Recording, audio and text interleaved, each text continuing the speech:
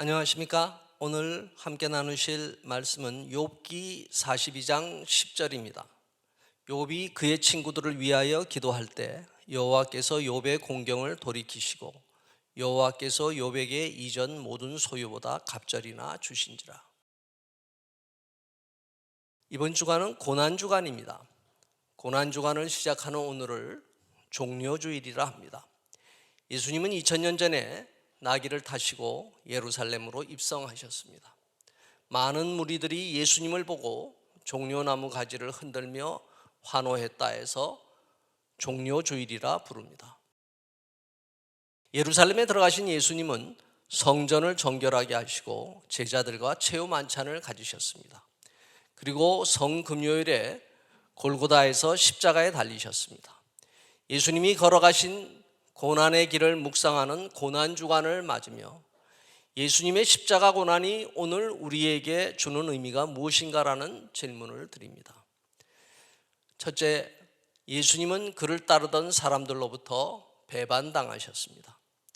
빌라도는 예수에 대한 십자가 처형 결정을 내린 장본인이지만 그는 자신이 그런 역할을 하는 것을 피하고 싶어 했습니다. 밀란과 살인으로 말미암아 옥에 갇혀 있던 바라바를 처형하고 대신 예수님을 놓아주고 싶어 했습니다. 누가복음 23장 23절은 빌라도는 예수를 놓고자 하여 다시 그들에게 말하되 그들은 소리질러 이르되 그를 십자가에 못 박게 하소서, 십자가에 못 박게 하소서 하는지라. 빌라도가 세 번째 말하되 이 사람이 무슨 악한 일을 하였느냐? 나는 그에게서 죽일 죄를 찾지 못하였으니 나니 때려서 놓으리라 하니 그들이 큰 소리로 재촉하여 십자가에 못 박기를 구하니 그들의 소리가 이긴지라 라고 합니다. 예수를 죽이라고 외친 군중들은 바로 예수님이 예루살렘에 입성하실 때 요한복음 12장 12, 13절에서 그 이튿날에는 명절에 온 큰 무리가 예수께서 예루살렘으로 오신다는 것을 듣고 종려나무 가지를 가지고 맞으러 나가 외치되 호산나 찬송하리로다 주의 이름으로 오시는 이 곧 이스라엘의 왕이시여 하더라고 열광하던 사람들이었습니다. 심지어 주는 그리스도시여 살아계신 하나님의 아들이니라 라고 신앙 고백하였던 수제자 베드로도 대제사장의 집에서 예수님을 모른다고 3번이나 부인하였습니다. 예수님을 따랐던 제자들은 사랑하시는 제자 요한을 빼고는 뿔뿔이 흩어져서 도망갔습니다. 이처럼 예수님은 자신을 따르던 제자들과 무리들로부터 배반당하셨습니다. 그들은 예수님을 로마로부터 해방시켜줄 정치적 해방자로 생각하였습니다. 자신의 병을 고쳐주고 귀신을 내쫓아 주셨던 예수님이셨지만 어느 한순간 자신들의 생각과 이익에 맞지 않는다고 판단하자 예수님을 버린 것입니다. 제자들도 붙잡혀서 죽임을 당할까 두려워 예수님을 떠났습니다. 이처럼 예수님은 사람들의 배신과 버림 가운데 그들의 죄를 대신하여 짊어지고 가는 하나님의 어린 양으로서 십자가를 지셨습니다. 둘째, 욥은 의인이었음에도 고난을 당하였습니다. 인생에는 알지 못하는 수많은 질문들이 있습니다. 선량한 사람들이 죽고 피해를 입는 모습을 보면서 왜 이런 고통을 주시는가라는 의문을 가지게 됩니다. 난치병이나 교통사고, 사업 실패, 이혼, 실직, 재정 파탄, 가족들의 안타까운 죽음을 겪기도 합니다. 선량하고 성실한 사람도 이런 경우를 당합니다. 신앙을 가진 사람이라고 이런 일이 없는 것은 아닙니다. 욥이 받은 고난도 그러합니다. 당대의 의인이라 불리우던 그에게도 시련이 닥쳐왔습니다. 어느 날 갑자기 그에게 속한 종들과 짐승들이 죽임을 당합니다. 집이 무너지는 사고로 자식들도 죽고 맙니다. 몸에 악창이 생겨서 기와 조각으로 온몸을 긁는 처참한 지경까지 됩니다. 결국 욥의 부인은 욥에게 너의 하나님을 저주하고 죽으라고 말합니다.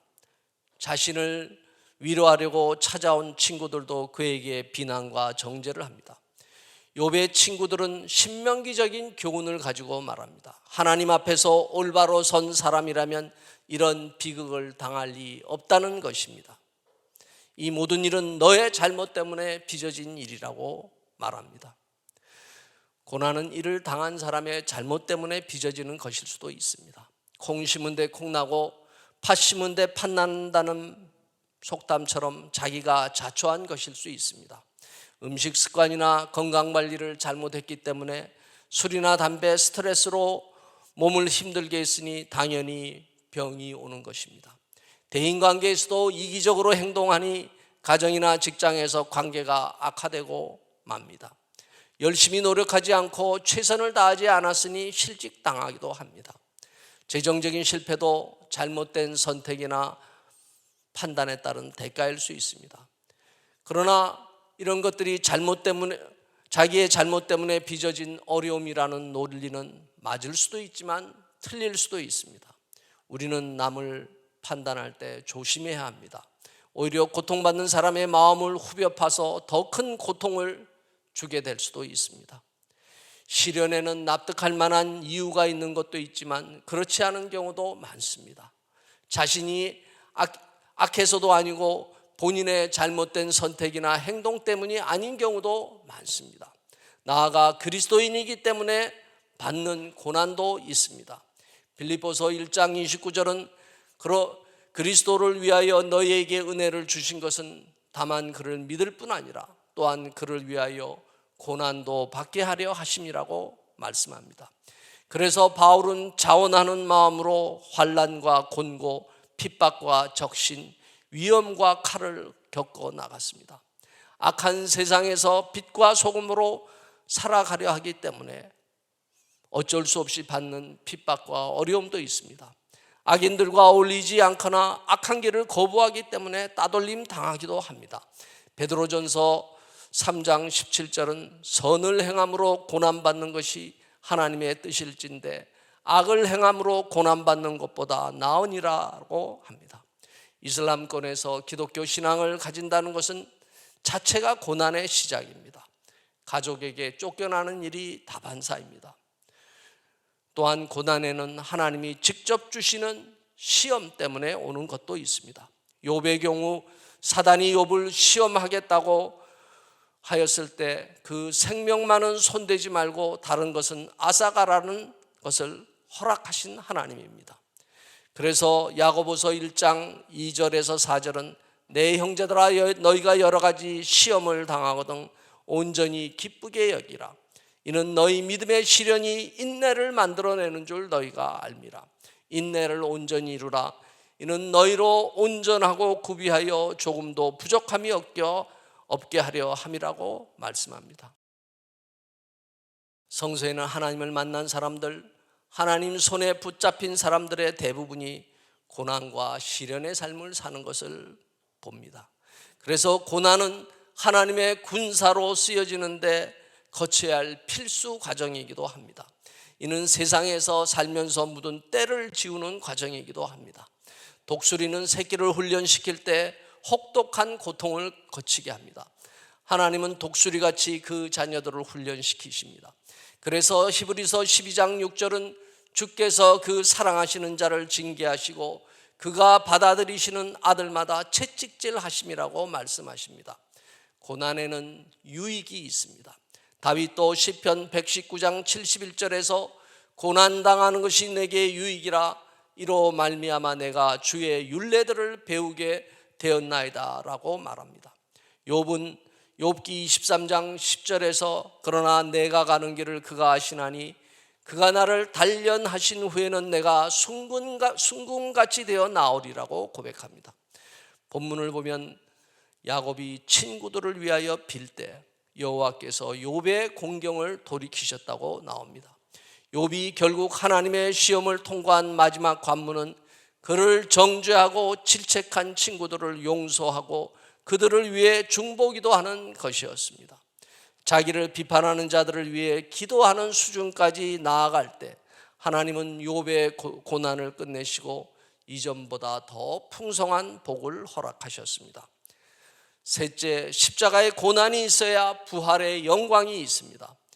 예수님의 골고다 십자가 현장까지 따라간 사람들은 남자 제자로서 요한 한 사람과 여자 제자들이었습니다. 예수님의 어머니 마리아, 막달라 마리아 등 여인들은 골고다까지 같이 갔습니다. 예수님의 부활 현장을 제일 먼저 체험한 인물은 막달라 마리아입니다. 그녀는 주님을 따랐던 여러 여인들 중 대표적인 인물입니다. 부활을 처음 체험한 막달라 마리아는 십자가 현장까지 주님과 같이 갔었기에 부활의 첫 목격자가 될 수 있었습니다. 예수님은 부활하신 후 제자들을 처음 만날 때 요한복음 20장 22절에서 이 말씀을 하시고 그들을 향하여 숨을 내쉬며 이르시되 성령을 받으라 하고 하셨습니다. 성령을 받으면 두려움을 이길 수 있습니다. 담대해집니다.